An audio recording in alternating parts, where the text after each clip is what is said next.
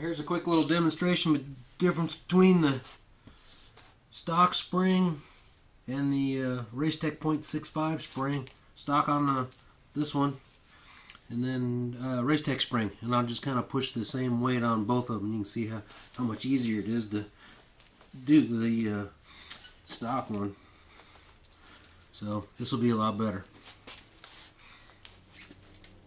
Alright, first off you got to take the top cap off, and that's a 36 millimeter. If I had a 36 millimeter wrench, of course it's easier just to crack that loose off the triple clamp, but I don't, so I just used my rubber oil filter thing. It's not very tight. It doesn't take much pressure to get it undone.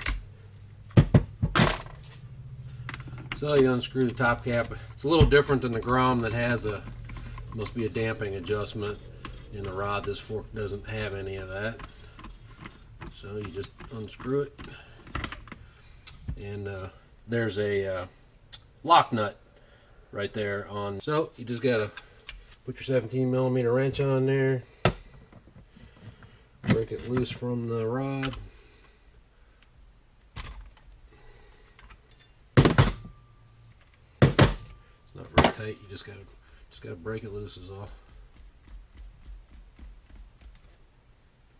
Leave that on there. And the reason we have to end up taking this bottom axle cap thing off the fork, it screws onto the bottom of the fork, and the reason you have to take it off is you can't get to the bushing and the little spacer clip in there. You can see them once you get the fork apart, but obviously you can't get to them to take them off to be able to slide the fork leg up. Okay, after draining the oil out of the fork tubes, you can pull this up far enough and not get soaked with oil to expose these damping holes. And then Hard Racing has made some nice little clamps that actually use those holes to be able to hold this in place. And the reason you need them is because you got to heat the fork up to get rid of the red Loctite that holds the fork, the bottom clamp piece on, that's screwed onto the fork tube. So that's real nice. You can clamp it nice and tight, holds it nice, and then you get to take your torch to this thing so that you can get it off.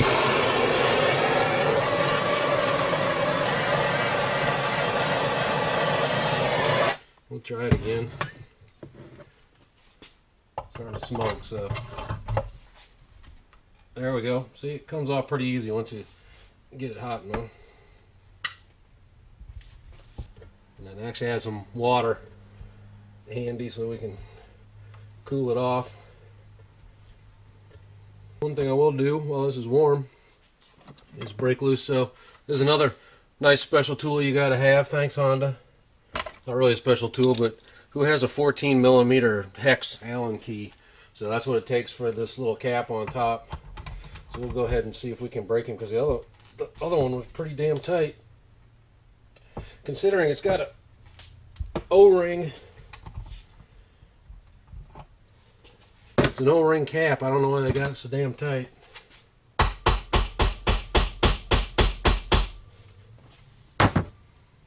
Tighter than it needs to be.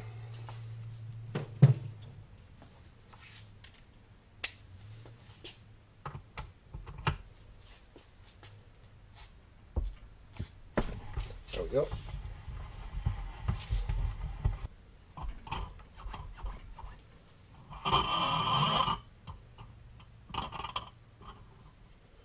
Even the fork spring's warm.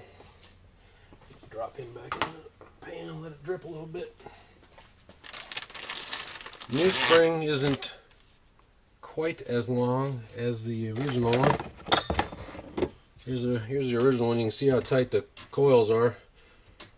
But you don't really need it either, because it's you don't need near as much preload. This looks like a progressive spring too, which of course means it sags too much, and then it's too stiff at the bottom. So straight rate's always better. You drop her in. Do the same as I did the last one. I actually put in all 4 of the washers, because that gave me about 10 millimeters of preload. If you put the cap back on with no washers, there's basically no preload. So this is all the washers together are about 6 millimeters, and so by the time you screw the cap in, that gives you about 10 millimeters of preload.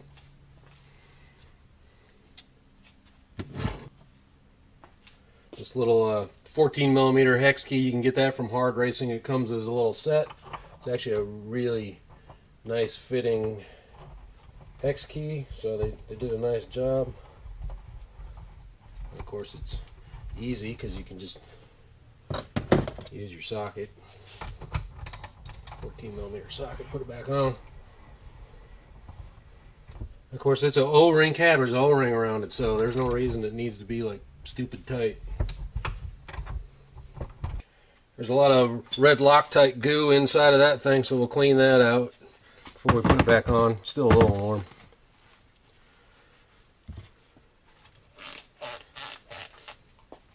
The little cap has an O-ring on it too. I guess it just helps keep dirt out of the whole bottom of this thing, so keep track of that.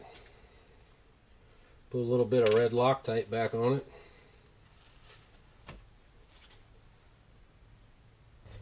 And screw it back on. Remember, left-hand thread goes the other way.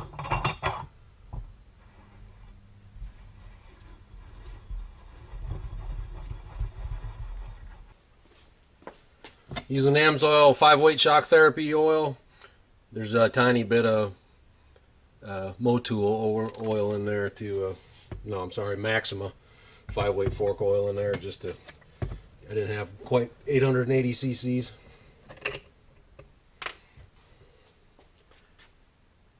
Never hurts to have a laboratory graduated cylinder. I got to pour it in a little bit at a time and pump the fork up and down to get the fluid in and the air purged.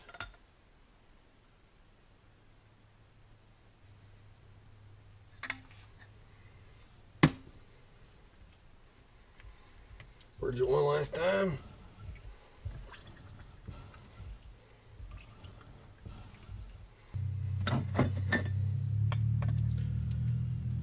Run the cap all the way down.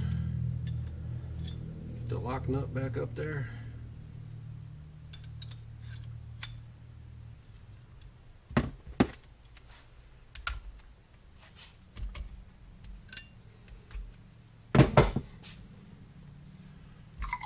Screw the cap back on.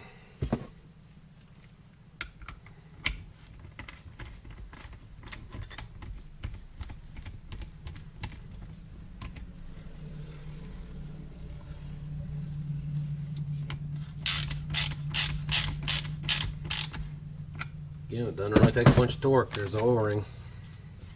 Just needs to be on there. Plus the spring pressure keeps it on.